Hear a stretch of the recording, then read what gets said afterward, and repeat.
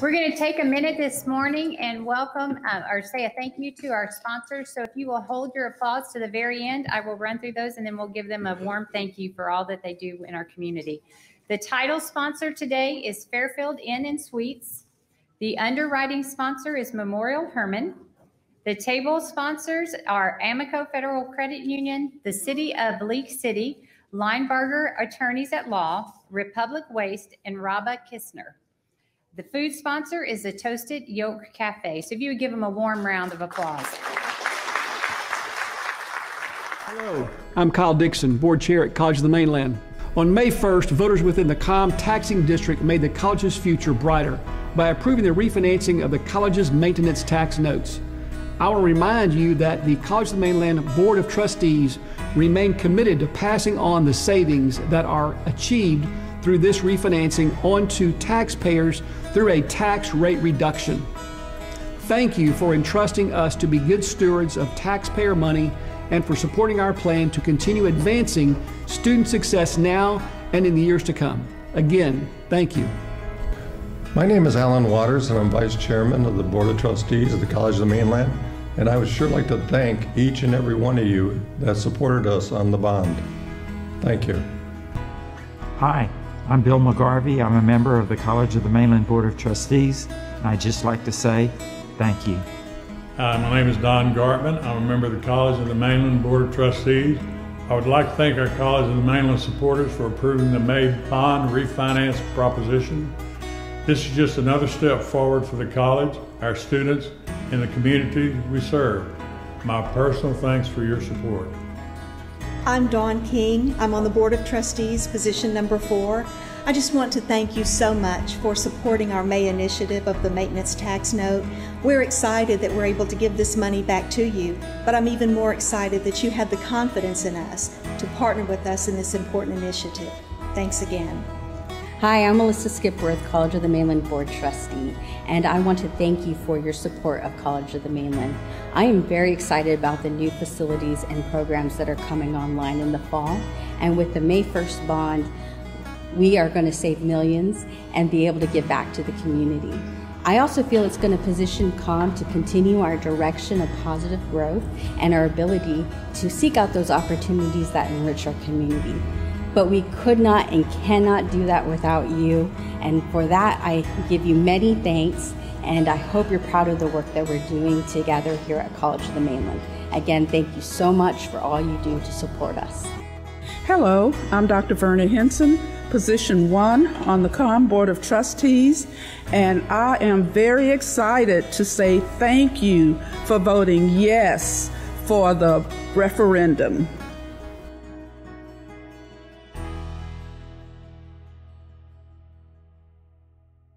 Before we get started today on our mayoral panel, Doreen Hughes is going to come up and say just a few brief words about Leadership Leak City, because if you don't know about this great program, you should be a part of that. So.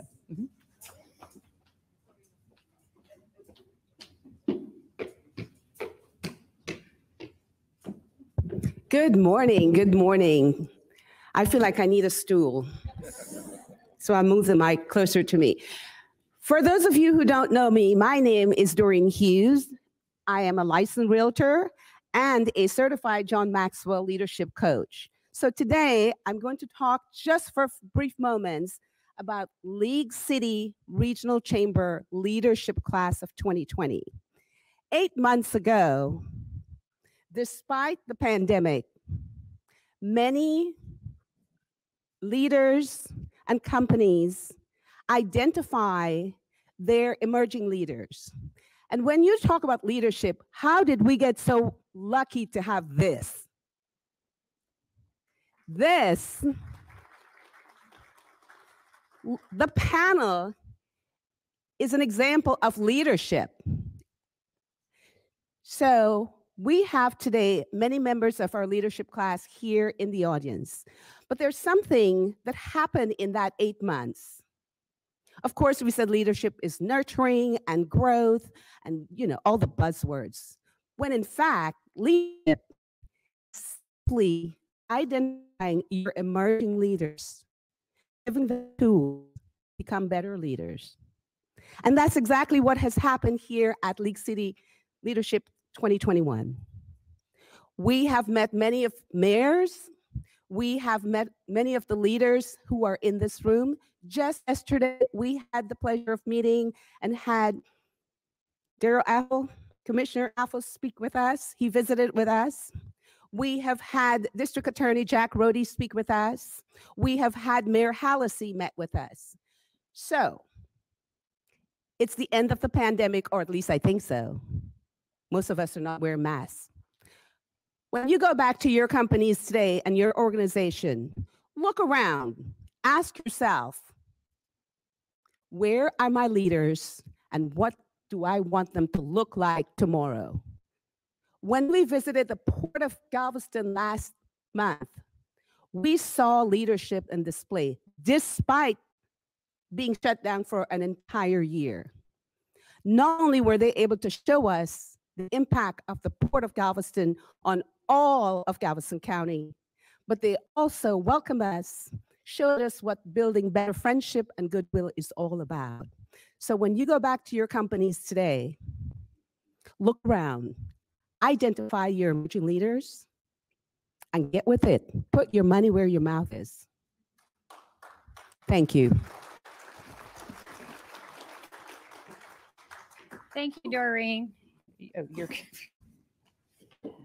all right, so I'd like to real quick introduce to you our moderator for the day. It's Ashley Quinones. She is one of our great board directors and she is with Memorial Hermann Health System, and she will be our moderator. She also serves for us as the Director of Local and Community Relations for Memorial Hermann, and she does a great job on helping us stay connected with all the legislative happenings here that affect us as businesses. So we're very blessed to have her as part of the team. So Ashley, come on up. Okay.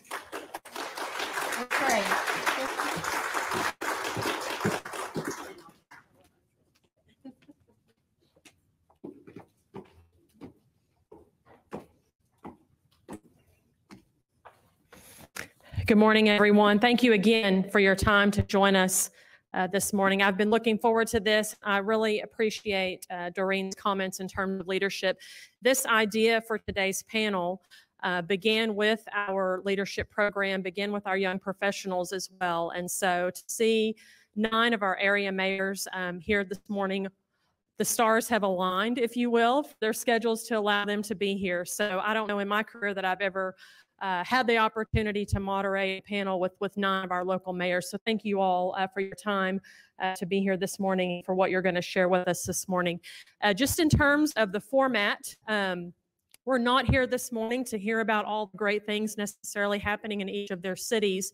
We really want folks to walk away knowing more about what encouraged them to step up in their communities, what encouraged them to seek elected office, to serve their community, what encouraged them to mentor others. And that's one thing we hear a lot about within our chamber membership is, folks connecting for mentor reasons and for leadership reasons. So with that, we're going to ask each of the mayors to briefly introduce themselves, give them each about 1 to 2 minutes for an introduction.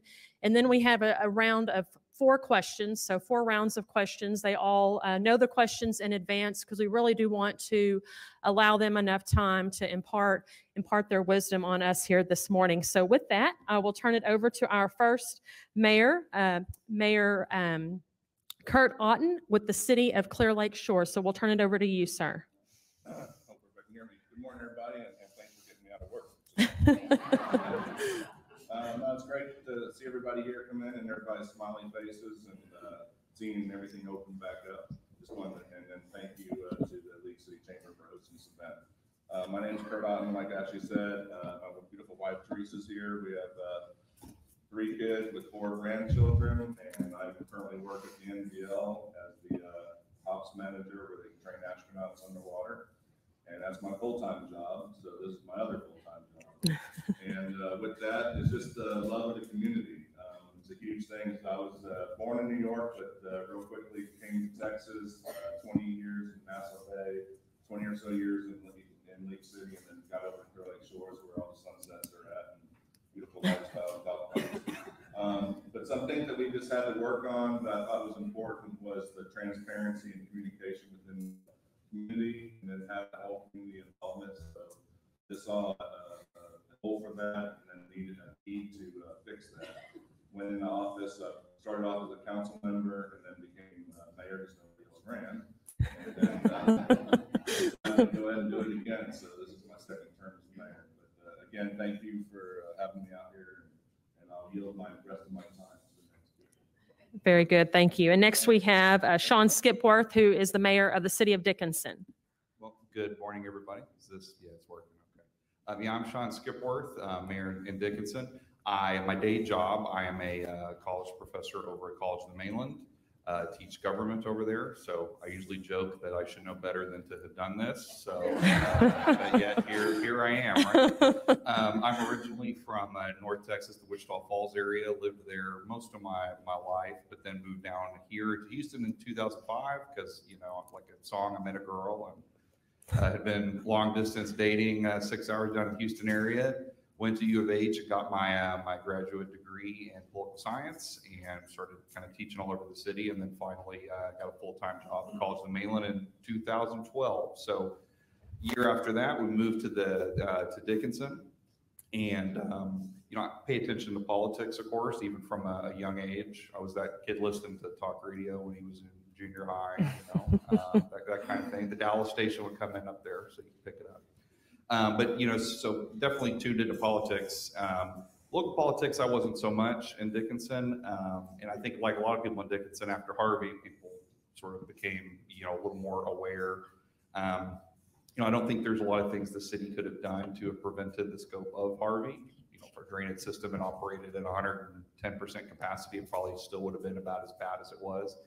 But it had you thinking about other factors and saying, why, you know, the recovery is going to be hard, but why is it this hard? You know, what are things we haven't been doing? And it really kind of put that on display. So you know, got me engaged that way. So ran for council in 2019, challenged an incumbent and won. And then I had no plans to run for mayor at all. And then just Julie Masters just one night said, I'm not going to run. I'd actually made a joke right before about how I was looking forward to not having a campaign. So then that night I went home, talked to my wife and said, I feel like I should do this, you know, and so I did. And then a year later, as some of you know, I need to thank Mr. Foreman over here, Mayor Foreman. Then before you know it, yeah, he's the guy. I told him if he needs a kidney or something, he can look me up. But so yes, as many of you know, it ended with the dramatic ball drop drawing, and I'm told it was in Canada and other places. The New York Times interviewed, you know, my opponent and I, and it's been quite a ride. So, but people ask, do you enjoy it? I find it fulfilling. I'll put it that way. Right? Enjoy is the wrong word, but no, I'm glad to be doing it, and thanks for having me on here. Thank you. So if we have any complaints, we just blame your gentleman there to your left, Mayor Foreman, right? Well, thanks a lot. Sorry. I'm your hero right now. In my ear. I'm the guy that you are going to be blaming. I told him most days I thank him. But my name's Mike Foreman. I have the pleasure of being the mayor of Friendswood, and I love it. I love being the mayor of Friendswood. You know, when I was a kid growing up in Ohio, my mother was a city council member in Wadsworth, Ohio. My dad was the elected district attorney in Medina County, a small county in Ohio. And I looked at them and I was proud of their public service, but the thought of doing that never, ever crossed my mind, I'll tell you. I mean, not once. I would see the phone calls they would get late at night. And I was like, man, why do you put up with that hassle? I wanted to be an astronaut, you know, so my path was, I'm going to be a Navy pilot. I'm going to go and I'm going to become an astronaut. So that's what I did. I went into the Navy, Naval Academy, became a pilot, became a test pilot. I got 2 degrees in aerospace engineering, and I started applying to NASA. Lo and behold, it took me 8 times to get into NASA, you know, but on the 8th time I was selected in 1998, moved down here. Funny story is that our realtor, when we moved here, was Amy Kelly. Mark Kelly's first wife was a realtor. I don't know if y'all have heard of the astronaut Mark Kelly, Scott Kelly's twin brother. And she was a realtor. We knew her from Navy days, and we said, Amy, show us some houses. And I want to see some houses in Friendswood because I've heard great things. And she kept telling us, taking us all around, you know, Bay Oaks, Bay, whatever it's called over there, Clear Lake area, okay? And nice houses, but I kept saying, Amy, why don't you take us to Friendswood? And finally, the second day in the afternoon, we still hadn't seen a house in Friendswood. I said, Amy, let's go see some houses in Friendswood. She said, okay, Mike, tell you what, you drive and I'll make some calls while we're driving over there. And we found the house that we fell in love with, bought it, and we've lived there for 23 years. I found out later on, Amy didn't know where Friendswood was. I said, Amy, you never told. She said, Mike, why would I go to Friendswood? At that time, Friendswood was dry. You know, I didn't want to go over. I had no reason to go to Friendswood. So anyway, I'm just so glad that about 23 years ago, we stumbled into Friendswood and found a house, and it's a terrific community. And like I said, I love being the mayor, and like Sean and Kurt have said, you know, there are times when you think, well, how did I get myself into this? But for the most part, you know, it's a great city staff, 98% great residents, you know, and looking at you, Don Johnson. No, you're a good guy. So I will yield to Dr. Brown. Thank you, Mayor. And our next mayor, Craig Brown, our Galveston mayor for the city of Galveston. Make sure you, sorry to interrupt you. Thank you. Make sure your green light is on. That means it's on. Thank you. Good morning, everyone. It's an honor being here this morning, and it's an honor serving with the other mayors here on this panel this morning. My day job is mayor of Galveston. My night job is mayor of Galveston. So, I'm fortunate to be retired, and so I devote my full-time energies to being mayor of Galveston. I enjoyed it quite a bit. I practiced, my practice was in Houston as a pediatric dentist for 40 years in the medical center, Texas Children's Hospital. And upon retirement, we moved to Galveston. We had been coming down for the weekends. Fell in love with the island many, many years before we moved down here permanently. Moved down here 22 years ago. Fell in love with the community even more. And I got to see how people were so passionate about living in Galveston and wanting to make Galveston better. And it got me interested in participating and assisting those that wanted to make Galveston better. One thing led to another. I was elected as mayor this last December. I served 6 years as a city council member. I was mayor pro tem before the mayoral elections. And our mayor at that time had some health problems with COVID-19. Called me up on a weekend and said, just wanted to let you know, Craig, I'm going to be resigning here in 2 days. So it was kind of a baptism of fire, became mayor, is serving as mayor pro tem. As soon as I became mayor, we were right in the middle of the pandemic. We also had a hurricane hit the island, Hurricane Laura, or come close to the island. Had to call a mandatory evacuation of the island. And then we had our winter storm hit, which in many people's minds on the island could have been worse or was worse than the hurricanes. But it was a baptism of fire. Elected in December, as I mentioned, it's been a labor of love. I enjoy serving, looking forward to representing Galveston, and looking forward to developing a closer partnership with these mayors that are on the panel this morning and all the mayors in the county. Thank you. Very good. Thank you. And our next mayor is Carl Joyner. He's our mayor of Kemah.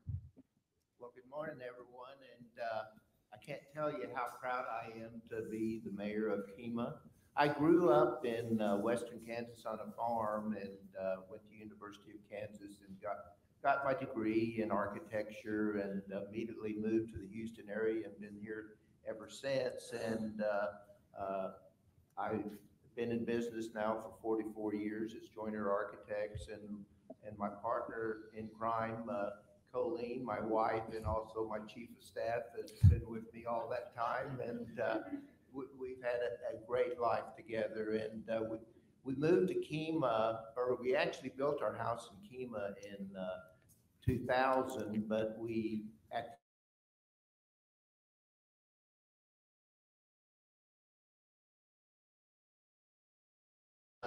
we have fallen in love with Kemah. I've had the opportunity to serve 3 years as city council, 4 years as mayor, and then unfortunately I had a 2-year being off of mayor, but just recently was reelected. And really, I'm proud to be sitting up here with this gang, and we've already kind of formed friendships, and that's really what this is all about. And I want to thank the League City Regional Chamber for hosting us this morning. It's great, and I'm proud to be a board member of the League City Regional Chamber also. So anyway, I think it's important that we get back to our communities, and public service is one way we can do that. And I guess the reason I got in politics to begin with is that in Kemah, our neighbor moved to Houston, but he kept his house and turned it into a wedding event venue, and we're in a deed restricted area, and the city would do nothing about it, didn't force him to have parking for his 250 guests, things like that. So I said, well, maybe I need to stop complaining and get involved and see if we can fix this. So that's how I got involved with politics. Very good. Thank you. And next we have Keith Bell, who is the mayor of the city of Lamarck. Good morning. Good morning. I'm excited to be with you this morning. I must confess, however, that I am feeling a little bit under the weather. And so those of you that know me, the normal energy that you would have when you engage me might not be here this morning. But I wanted to say to you that I am excited and honored about the opportunity that I have for being the mayor of Lamarck. I started in public service early in the city of Galveston. I'm from the city of Galveston, and certainly I grew up in public housing in Galveston. But I started in public service via the Galveston Fire Department. I am a former firefighter at 21 years of age. 21 years of age, I was able to return to Galveston and to serve the community in which I grew up. And from there, I met a beautiful young lady who is my wife today, and she grew up in Lamarck. And so you all understand that I quickly had to move. Move to Lamarck, and I never looked back. Lamarck is a great place to live, a great place to raise your family, and a great place with tremendous opportunities. From the fire department, through our union, I was encouraged to run for a city council seat in the city of Lamarck, and I won. And so I've served on the city council in the city of Lamarck for 17 years. I started at the age of 31. And I served as mayor pro tem for about 12 years. 10 of those years, I served with Bobby Hocking, a tremendous mayor with a tremendous heart. Many of you know him. And the way that I backed into or was forced into this job initially was that Mayor Hocking had to move. He is a resident now of League City. Certainly his wife, his wife was experiencing health issues, and I understand, and we understand in Lamarck that it was better for him to care for his wife with the rest of his family. And so one day, just in the same way that Mayor Brown received a phone call, I received a phone call from Mayor Hocking, but he wasn't as eloquent as Mayor Yarbrough. He just said, "Tag, you're it." And I'm gone. And so we've had tremendous challenges in the city of Lamarck, but we're on the way back, and I'm honored again to be with you today. And I hope that my presence here, those things that I've learned in my life and in leadership would help you throughout your time in leadership as well. Thank you. Very good. And next we have Pat Hallisey, our mayor of the city of League City. Well, good morning. Thank you. I'm excited to be here this morning too. You know, all of these guys in a previous life, I probably worked in their cities to do something. I was fortunate to travel the county for a lot of years, got to know a lot of people.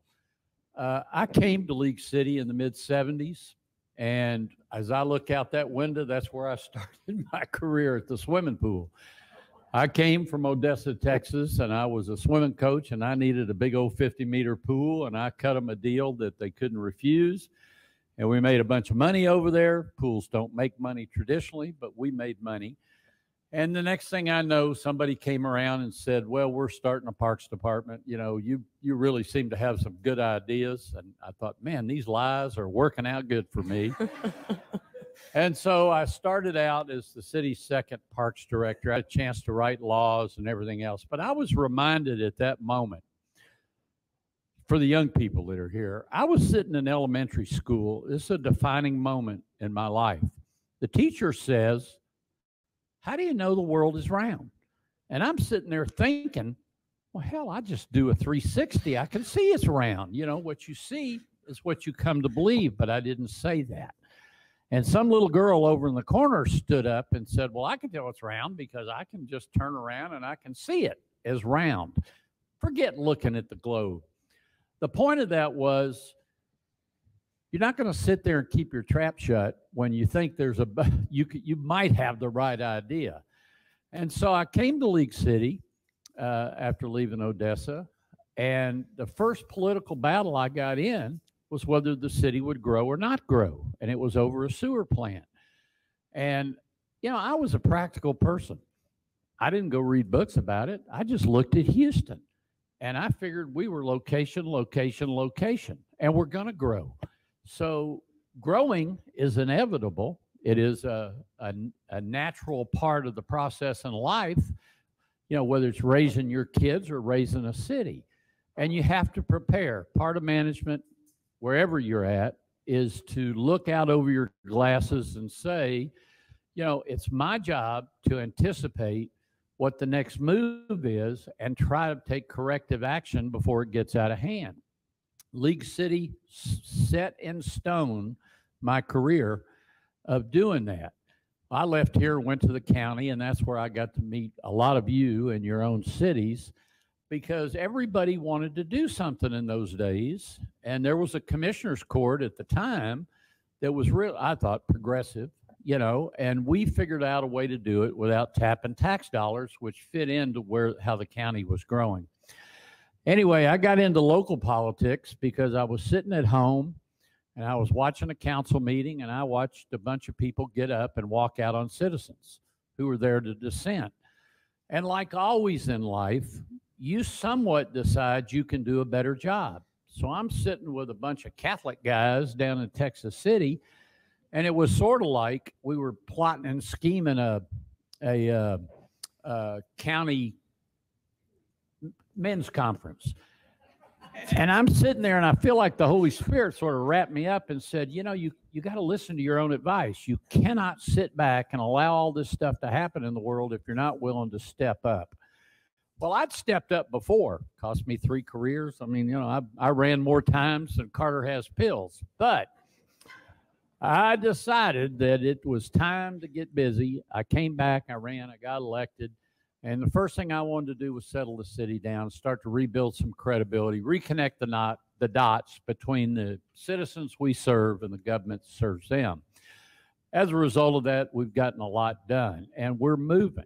We are the biggest city in Galveston County. Not that we're overly proud of that. We're happy to overcome Galveston and Texas City because we've lived in their shadows for years. No offense, Greg, but we are finally moving, and you know, we are a product of location, location, location. We're slated to double in size in the next 25 years, and that's great. But we don't want to be the biggest. We'd like to be the best. And the quality of what we provide here, I think, is second to none. And a lot of that is, in fact, because of our city manager, John Baumgartner, who's here, who's done a great job. John. And everybody knows John. He's sort of mild-mannered and a nice guy. I'm the hammer, but he's a nice guy. And Devin DePasquale, who is our assistant economic development director, Diana Stapp, our city secretary, and you met the council members that are here. This is a town with enormous potential 48% of our land area is still yet to be developed, and I find it to be an absolute honor to have a voice, 1 out of 8, but a voice in what the future of this community is going to look like. The southwest side of town is where that 48% is. Grand Parkway's coming through there. We fought hard to keep it on the state's list. We have the county doing stuff up here with drainage projects, Commissioner Apfel and the others. And we live in a coastal prairie. I mean, this is flat land, and we're lucky to have a tree. You know, thank God for our founding family who planted oak trees everywhere, or we'd just be a marsh. And we have that, and yet people want to live here. And they look at us and they say, hey, do something about this. Larry over here has done a great job of working with the county and the cities in the watershed of Clear Creek to get things done.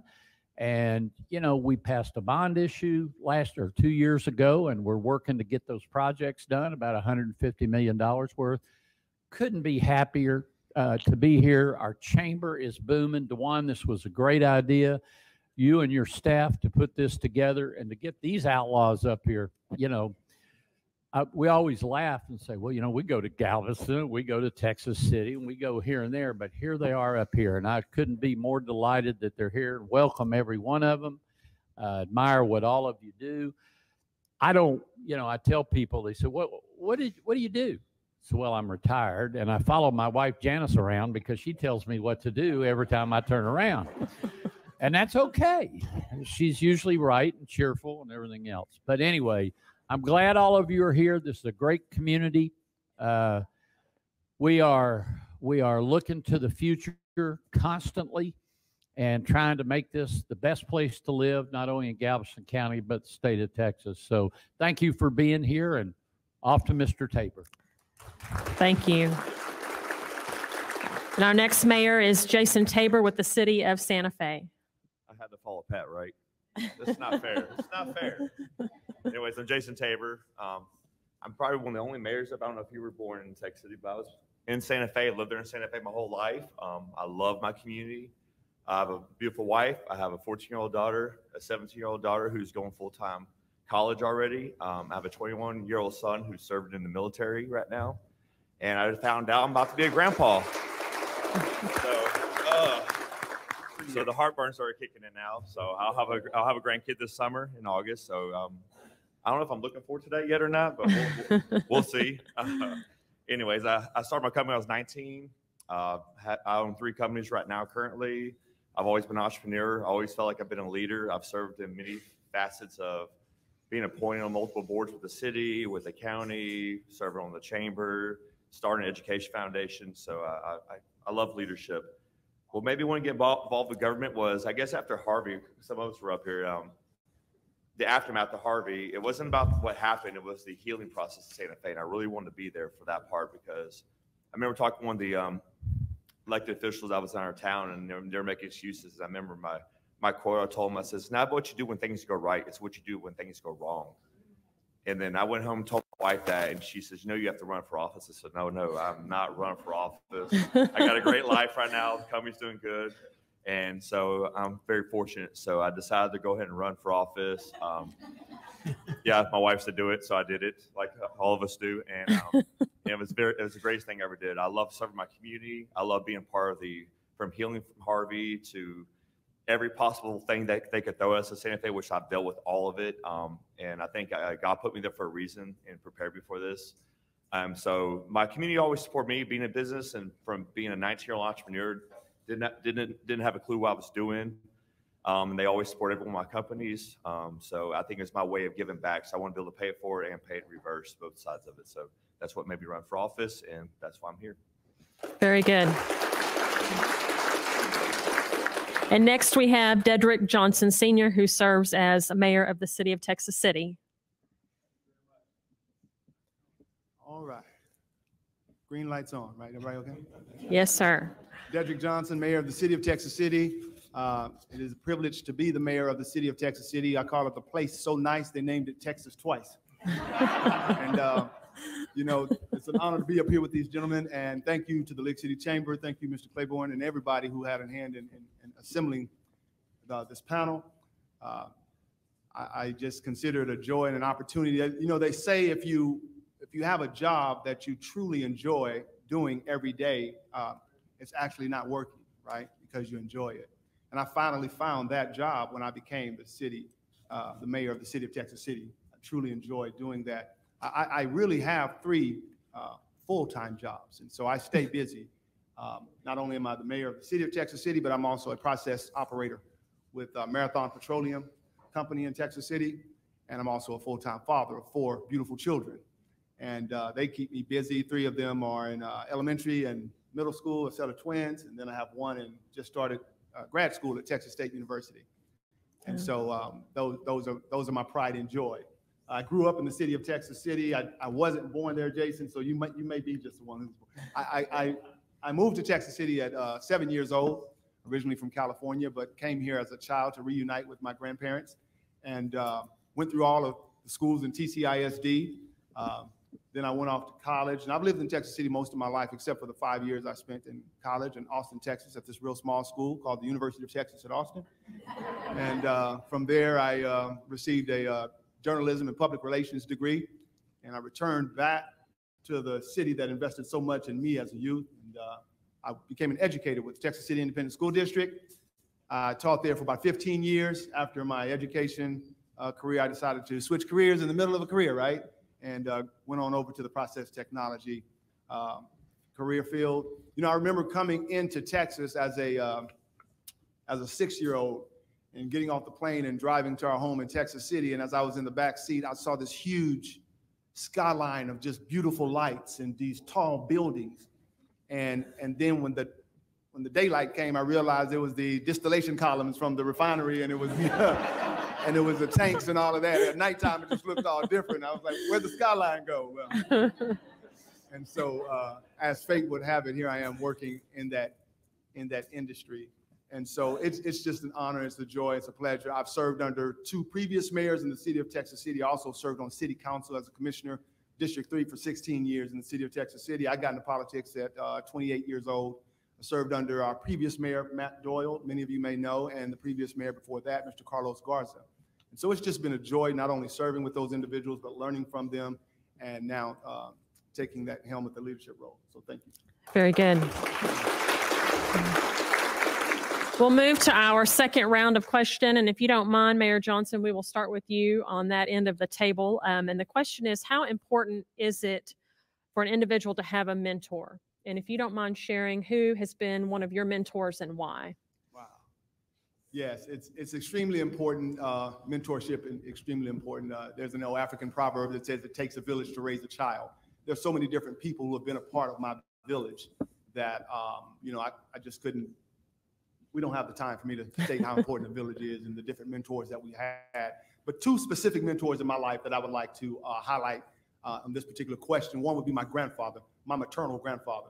He was a hardworking individual in the fields of Huntsville, Texas. He moved to Texas City because he had a refinery job as a laborer at Sterling Chemical, which is now Eastman. He retired there. He was my mentor. He was the first person who introduced me to community service. He introduced me to community service because I cut the neighbor's yard. She was an elderly lady, and he had me cut her yard. And when she reached in her purse to give me some money, he told her to put it back. And I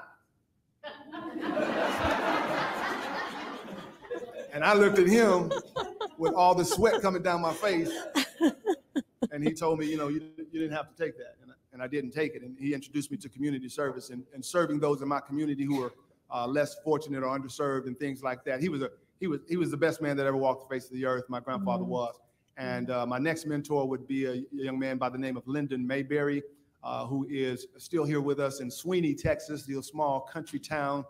He's a retired operator at Phillips, but he hired me out of college on an internship to work at his summer camp and introduced me to my teaching career. And he too was an awesome philanthropist in his community, and just showed me so much about people don't care how much you know until they know how much you care.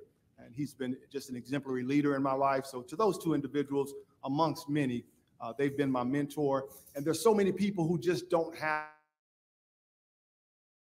in their own individual lives. And had it not been for those people in extra families and their external families who have kind of taken them by the hand and guided them and shown them one way or another. Mentorship is invaluable. Very good. Thank you. Very good. We'll move to you, Mayor Tabor. I had to copy Mr. Johnson, but first is my grandfather. I watched him. He was 18. He had my mom, where she was a twin, and he was working at the chemical plants. He worked 3 jobs, and watching him work his whole life, and he explained to me, and he's always been a hard worker. Even when he retired from the chemical plants as INE, he stayed about 3 months home, and then he went back to work at College of Mainland as a professor now to teach other people. My second would be when I was 21 years old, I was cocky in business, and 9/11 happened. I remember opening a newspaper and I saw this ad for a piece of property for sale in Santa Fe, and I wanted to buy this commercial piece of property. And I went to buy it, and I told the realtor, "Will you tell him I'm not paying this price? I'm paying this price, and I'm going to do all these things that I wasn't going to pay for, and I want a lower interest rate." And so she told the guy who was selling it. Well, he said, "I want to meet this young guy," and he called me up and he asked, "What am I going to do with that piece of property?" I said, "Well, one day I'm going to build a shopping center there. I'm going to have some rental property. I want to." Had all these great ideas. He said, "Okay, well, you go down to Texas First Bank and go pick up a check and go build that." And I was like, "What the heck just happened?" And come to find him being Mr. Arthur Autry. He used to be a JP judge. He chaired the committee that actually formed Santa Fe for what it is today. He was my silent partner for up until 2017. I remember back in like 2015 when I was going to visit him as a ranch, and he told me, "One day, Jason, you're going to be a leader. You're going to step up for the Santa Fe." He says, "But you'll know when to do it at the right time." And he ended up passing away in December of 2017. And I actually ran for office the very next month. And so he was a big part of my life. He was there for me through the ups and the downs of my life. He was always there, and he always gave me a lot of wisdom. But he also let me fail a lot too. I think that's very important in mentorship because I didn't have all the answers. And he knew I had to learn the hard way because I was young and I was stubborn. And so he let me fail, but I failed quite a bit, but I learned a lot from him. And so, like I say, he was a great part of my life. Mayor Hallisey. Well, I have so many. Probably everybody I walked into left an impression on me and made a difference in my life. But if I had to cut it down to several people, the first and foremost, one? Or one. Oh, We're friends, I can say that.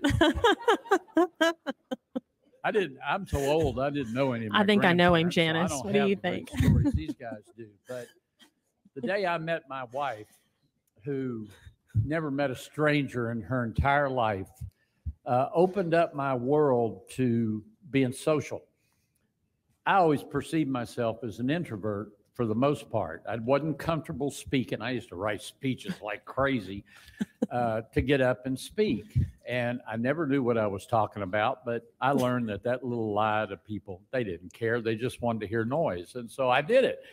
But Janice was a big influence on my life. Paul Hopkins, former county commissioner, really taught me the value of friendship.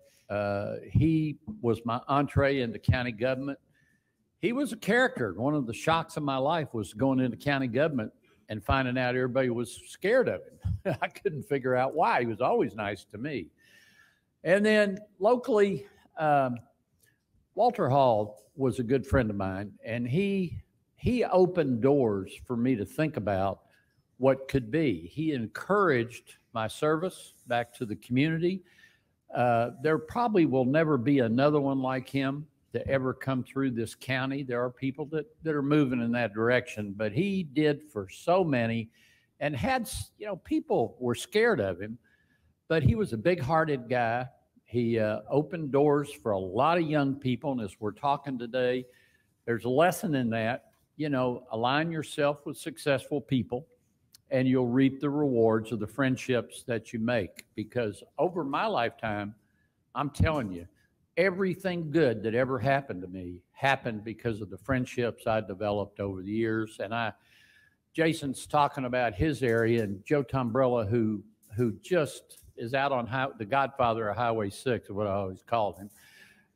Great guy, sort of took me under his wing when I was starting out in county government and sort of gave me good advice and never get caught with the with the gun in your hand, you know, and stay clear of all that. And I said, well, okay. And from a Sicilian, I thought that was good advice, but he was a successful business guy and a great fella. And, you know, those friendships have just paid dividends beyond what I ever thought a little old guy from South Houston High School would ever get to do in life. So, you know, I'm appreciative of all of them.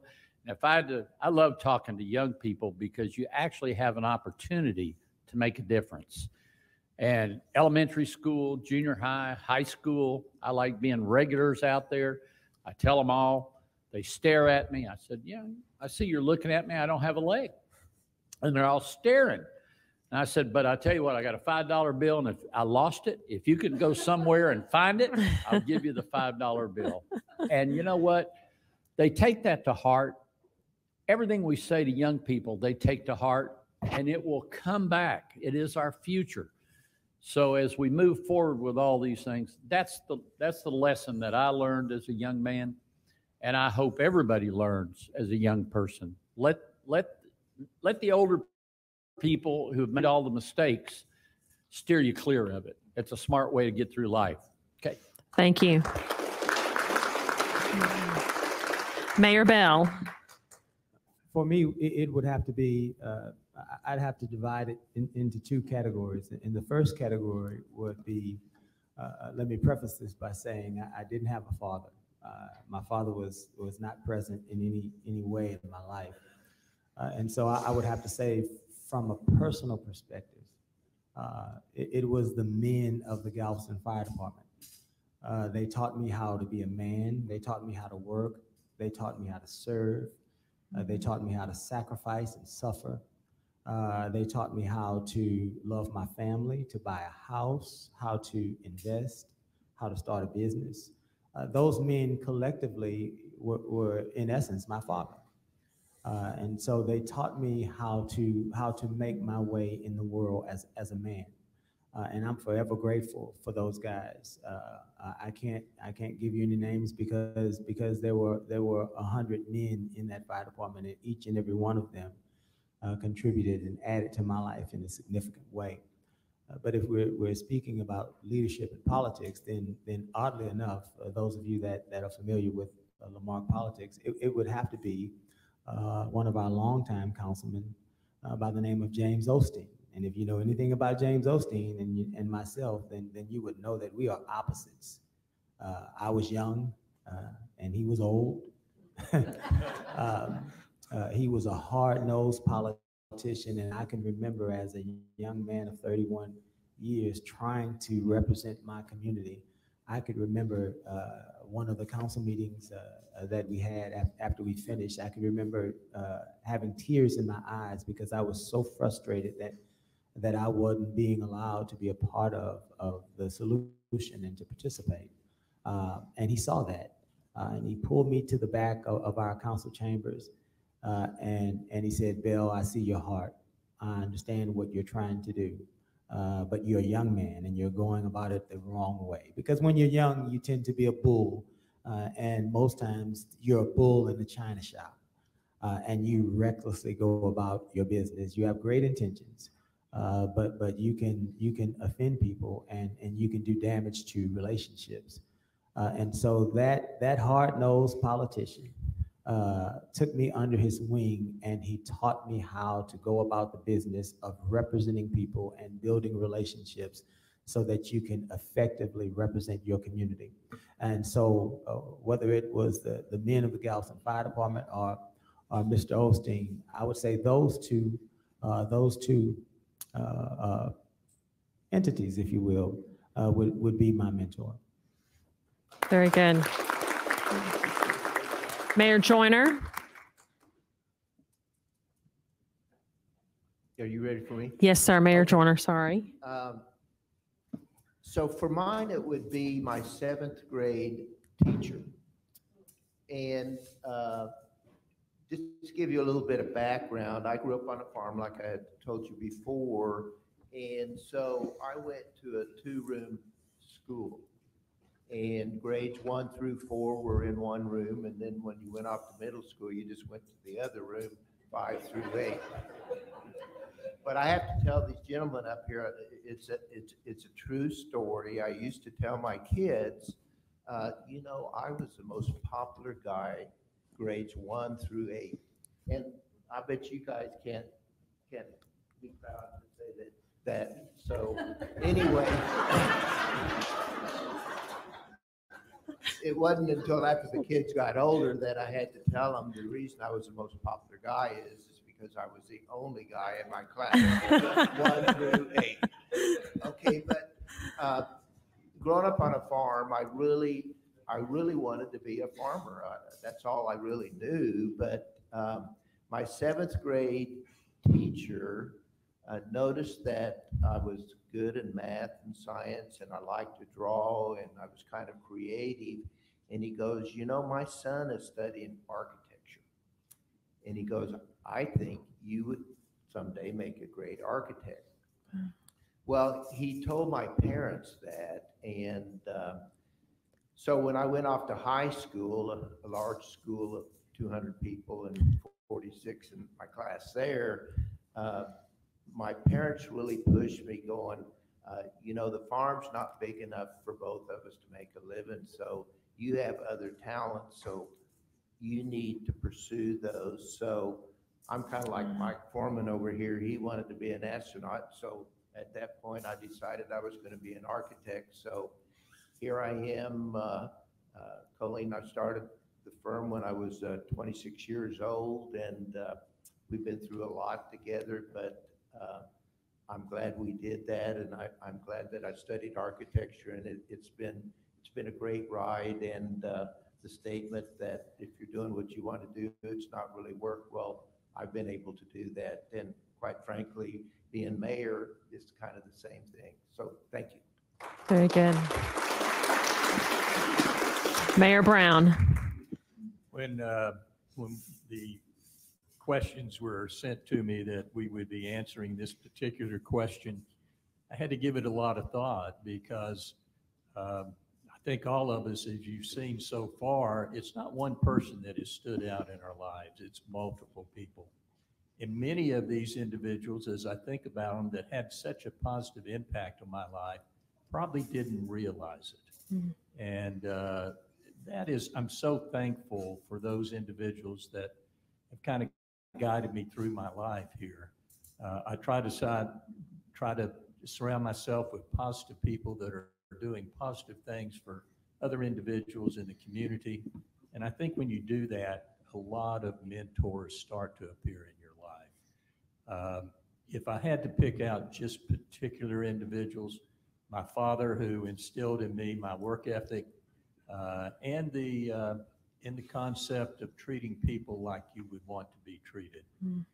Also my mother, for her putting a lot of emphasis on education, and that has been very helpful to me. And I'd like to follow up with Mayor Hallisey's remarks about his wife also. My wife, for 53 years now, Angela, I'm somewhat of an introvert in nature. She has shown me the importance of community involvement and being involved with the community and in more social activities. I thank her every day for that. That has brought a lot of joy to my life. So those are the individuals I mentioned. Thank you. Very good. Mayor Foreman. So we got these questions ahead of time? Yes, we did. We did. Y'all did. Every single email I get. I try to read the important ones, but you know, I'll dive in here. I was a naval officer for 30 years. In fact, I worked for the federal government. I had an ID card, federal government, for 40 years before I retired from NASA in 2015. So I've had a lot of commanding officers through my naval career. Probably in 30 years, you have 20, 25, I don't know how many, I can't even count them, commanding officers. And I try to take, you know, the good from every single one that I served under. And a couple come to mind. You know, Hal Tickle was my skipper in VP 23, P3 Squadron in Brunswick, Maine. And I remember when he was leaving, he looked at me and he knew I had aspirations to do other things. And he said, Mike, You can do anything that you set your mind to do. So go for it. And I still, to this day, stay in touch with him and thank him for that encouragement, because, it's just little bits of, a mentor doesn't have to serve you for 30 years to be, have an impact. And so he did. Some other CEOs, when jumping ahead to when I was pursuing the astronaut program, I started applying to the astronaut program in my late 20s, and when I was selected, I was 41. So it took a while to get those 8 applications, 7 of them rejected, and finally the 8th one. So as we were applying, I would know people in the early 90s, friends of mine who were getting selected. We were kind of in similar paths in the Navy, grad school pilots, test pilots. So I was knowing, so some of those people helped me, I think, and I looked to them to say, hey, I'm pushing real hard. Can you pull a little bit from the, inside NASA? And that helped me. They would give me some tips on what I could put on my applications to try to make them better. And then, I didn't say it before, but I remember about 10 years ago, I was still working at NASA. A council member from Friendswood, Steve Rocky, he saw me at a swim meet because we were swim parents. You know how that is, Kurt. And we both had swimmers. He was on city council and he said, Mike, when you leave NASA, you should run for city council in Friendswood. And I remember my answer like it was yesterday. I said, Steve, I will never run for city council or anywhere. That is not on my, that's not my plan. I saw my parents do that. That was great. But, I left NASA. I had more time on my hands to get involved in some civic activities. I met Pat Hallisey. Pat Hallisey has served as a mentor for me as well.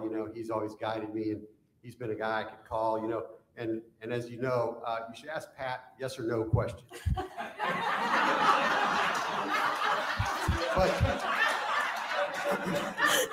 But even if you do, you've got 20 minutes of your life. So where was I going with this?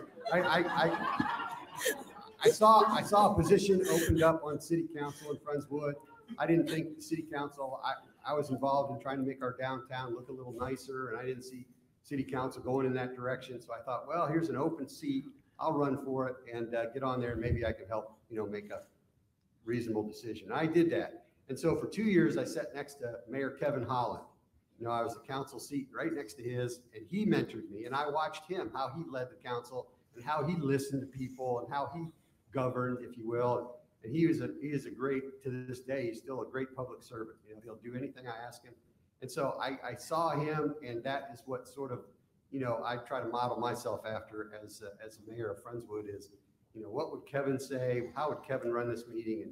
And so those are the folks that really mentored me. But thank you, Pat. I appreciate all the counsel you've given me over the years.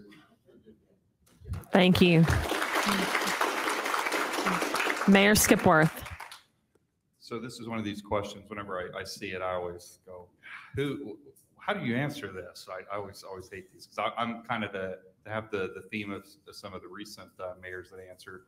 There wasn't one person. I can't think of, it's like the after school special, right, where there's this one guy that you hang around with all the time, right, that you're inseparable with, but real life doesn't work that way. I was in school for a long time and going to graduate school. I was in school from like 2000 to 2008 full time straight, right? So you meet a lot of people. So, I think of some professors that I had. I know there was one in particular, Dr. Watson, which that's a heck of a name, right? Sherlock Holmes, right? Dr. Watson. And Dr. Watson talked like this. He had a monotone voice, and he to the point where when he started the class, he would say, all right, let's address the voice, so it is what it is, and I'll try to make what I say interesting. He was probably one of the more interesting people we had. He was young, and he told some pretty incredible stories. I don't think I could repeat up here probably. But I remember one time on campus, they were doing, they'd started some parking lot construction the first week of class, right? So it was this nightmare scenario, and you're walking for miles and you're thinking, what the heck is this? And I remember I went to his office for something, and I said, Dr. Watson, what are they doing with this? And he says, he proceeds to kind of dish on all the stuff that the college messed up about when they did the planning.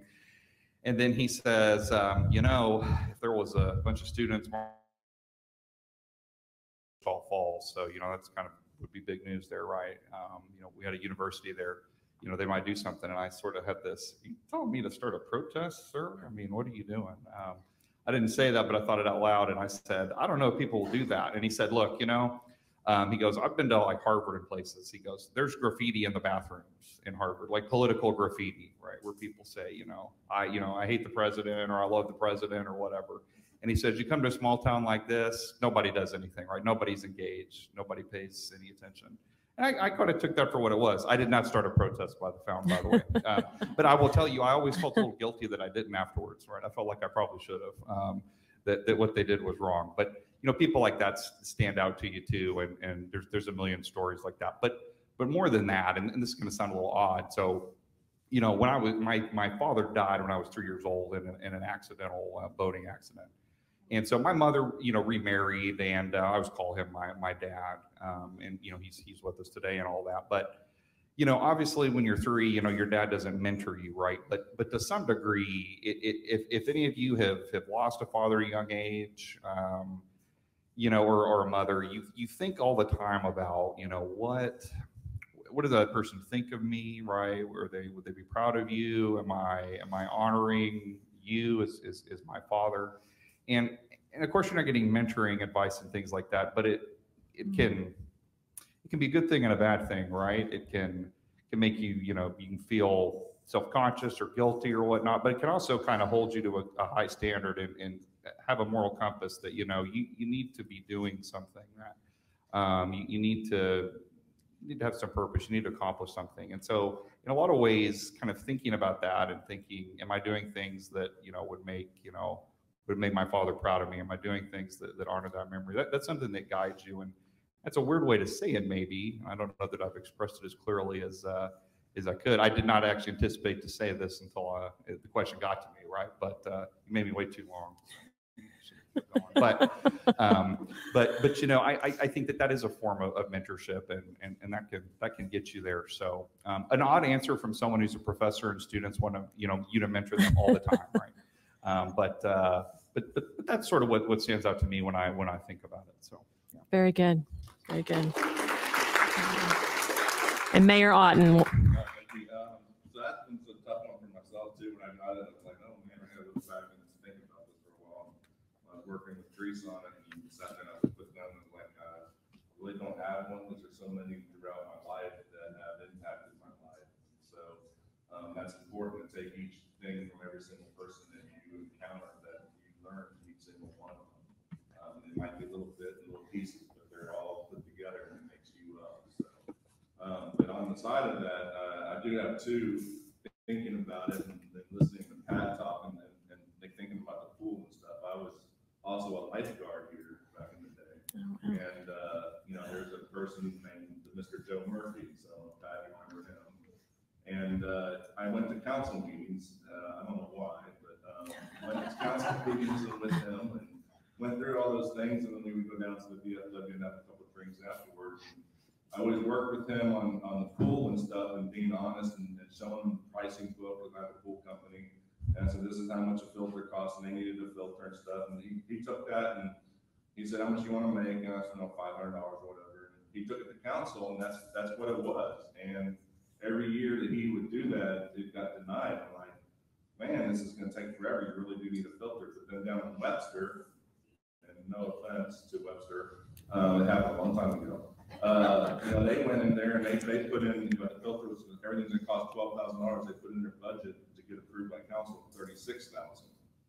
And it got approved, but it got cut down to $12,000. I was like, well, why did you do that? Because I knew that that's what they're going to do. I'm like, wow. So I told Joe that, and I said, Joe, down in Webster, they just put in $36,000 and they just cut it, and they got what they needed. And he's like, you can't do that. You don't lie. And that's what's the most important thing. You never lie. And eventually, if you continue to tell the truth, it'll always win, no matter what. So that's the important thing in my life. And then the second one is my dad. Mentoring from my standpoint, he's an electrical engineer. I always try to follow in his footsteps, and it took me forever to get there. 12 years to get through school. and finally got there. And then now you look at myself and what he did. He never wanted me to go into management. For some reason, I found myself on the management side, and he just liked to play with all the numbers and work on the space shuttle and all that stuff to make sure it flew. And that's my big mentor there. So. Very good. Very good. So we're going to end with what I'm going to call a lightning round. We have 9 minutes remaining. So you each will have 1 minute for the next question. A lot of you have alluded to it already, but being a youngster, if you will, and thinking you might have known everything at a young age. So the question is, today, looking back, what would you tell your 30-year-old self? So we will start with you, Mayor Otten. Okay, right back at me. I thought you were going to go to the next question. I was studying for that one. That's a good one. So I wish I would have finished college earlier. That would be a big part of it. So I would tell myself to get through college because it made such a big impact in my life once I finished that. It may not be the same thing for everybody, but it did for myself. I got stuck in a certain situation that I wasn't going to go any higher in my life as far as in my current position. So I went off and finished that degree and came back as a different person than I was recognized for the talents that I had. So that was a big thing. The other thing is don't look day to day. Don't get caught up in day to day. Look long term. You do take little bites away, and then they become the big thing. So the big thing is look long term, where your long term goals are at, and go for them. Very good. Very good. Mayor Skipworth. I look down here, and no offense, some of you are young. For me, that was 9 years ago. So just to say for the record, right? So I don't know, right? Ask me again. Maybe 20-year-old self then. You know, maybe that, yeah, my 9-year-old self. Okay, I don't know.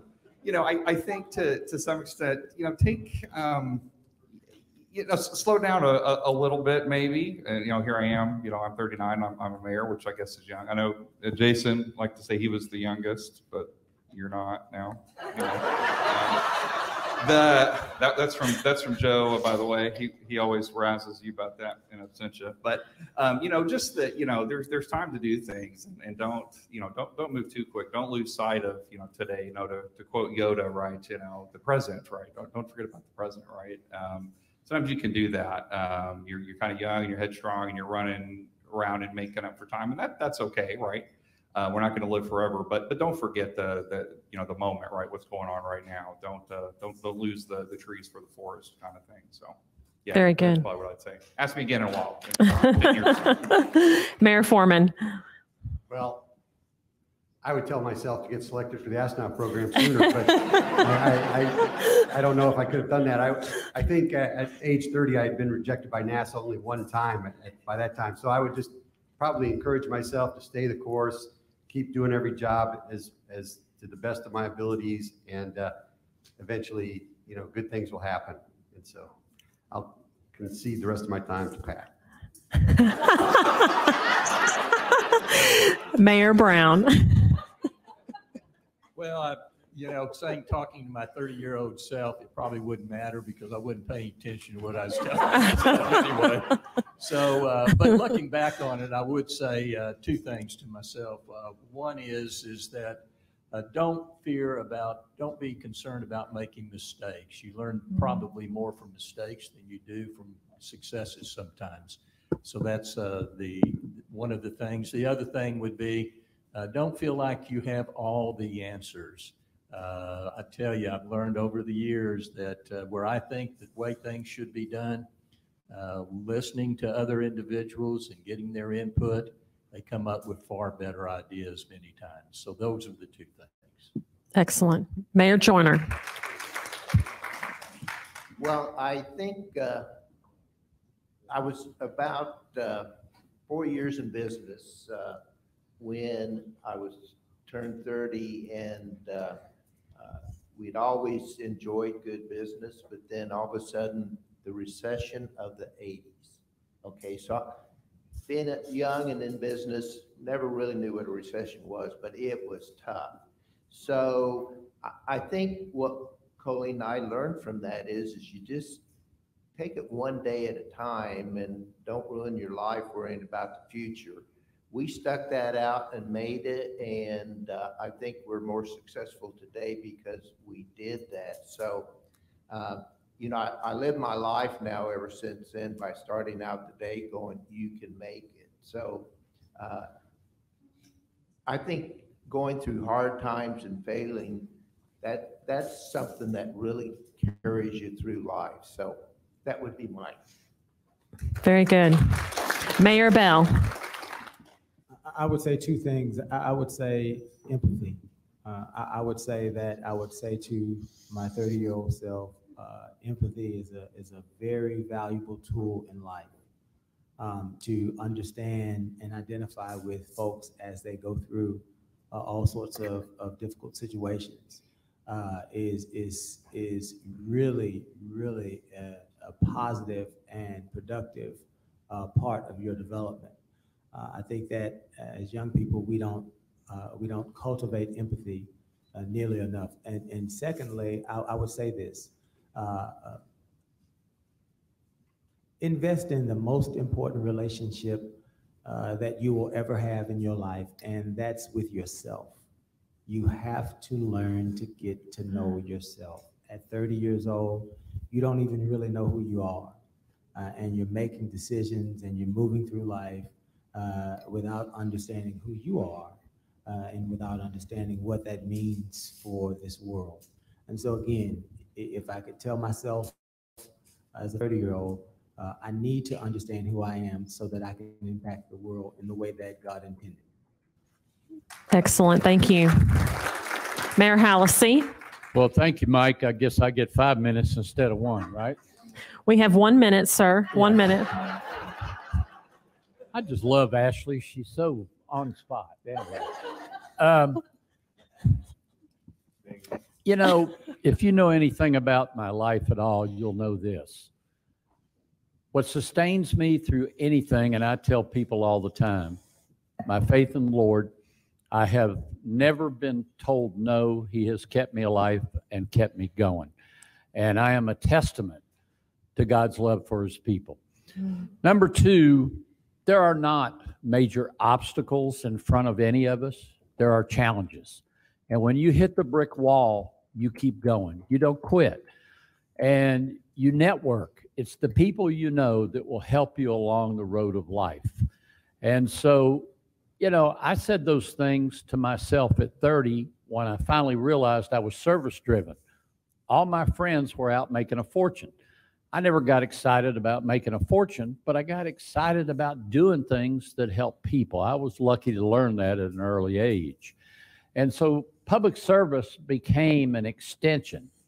And Lord knows, nobody ever promises you a rose garden. You go through life, you run into problems and people who just want to get in the way of what you want to do. But my theory is if you can see it up in here, you can do it, and you never give up. You keep fighting right till the very end. Thank you. Very good. And Mayor Tabor. Before that, Pat actually said he had a 3-word answer. Yeah. I knew he was lying. and for Mayor Skipworth, you might be the youngest now, but I still was the youngest elected. So I was 38. How old were you? I was 38 also. Well, you weren't. 38 and 2 months old. Anyways, I have 2 pieces of advice for myself. First, don't be scared to try because you're going to fail no matter what. And my city manager said it best. He always tells our staff, and I learned from him as well. He says, if you're going to fall, at least fall forward. Because at least even when you fail, at least you're getting something from it. Don't ever fall backwards.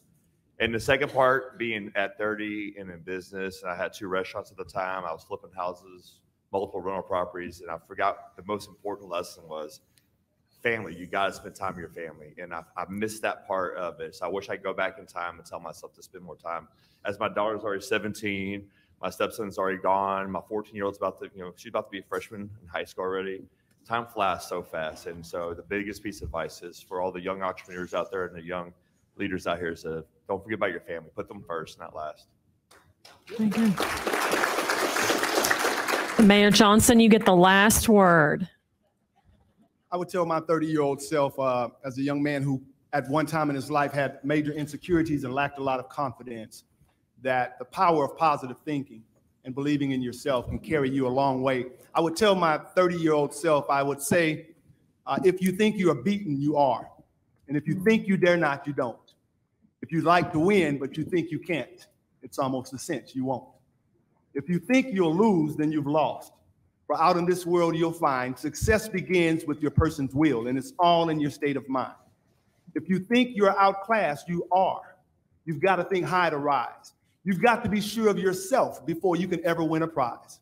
Life's battles don't always go to the stronger or faster man, but sooner or later, the one who wins is the one who thinks he can. And I would tell that to my 30-year-old self. Wonderful. Wonderful. The perfect ending to our panel. Once again, please join me in a round of applause and thanking for our mayors for their time to be here today. We have a couple of announcements, and then if you all don't mind, we're going to get a group picture after the announcements. If y'all don't mind coming down and standing in front of the stage here, and we'll do that. And I'm going to turn it back over to Debbie. Thank you.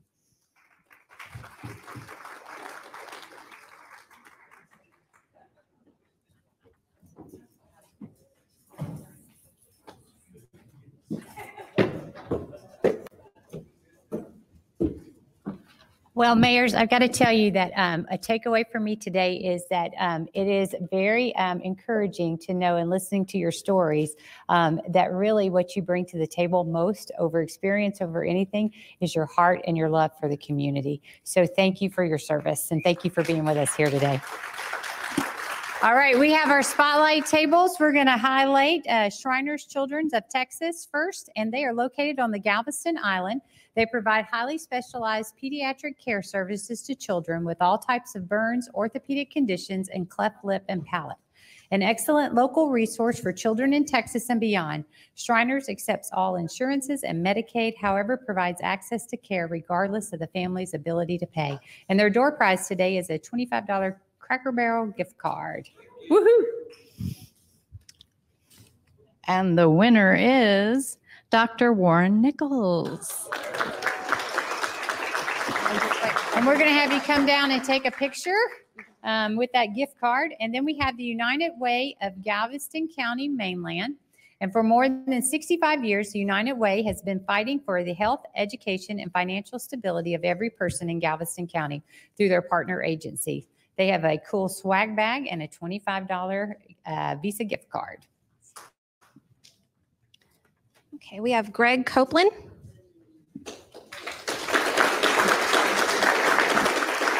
All right, and then just a couple of upcoming events, and we will be on our way. We have July 22nd is the Business Expo that will be here in the Civic Center. August 5th is Kickoff by the Creek at the Civic Center, and then October 7th is Taste of the Bay, a bunch of fun social kind of outings. And don't forget our sponsors, Fairfield Inn and Suites, Memorial Hermann, Amico Federal Credit Union, the City of League City, Linebarger Attorneys at Law, Republic Waste, and Rabba Kistner. Thank you. The Toasted Yolk Cafe. We are so glad that you're here, and we hope that you are blessed by your time here and that you've got a good takeaway, but also we want you to have an impact in your community. And so we just pray you take the heart that you heard here and you share it out there in the community. Thank you for being here today.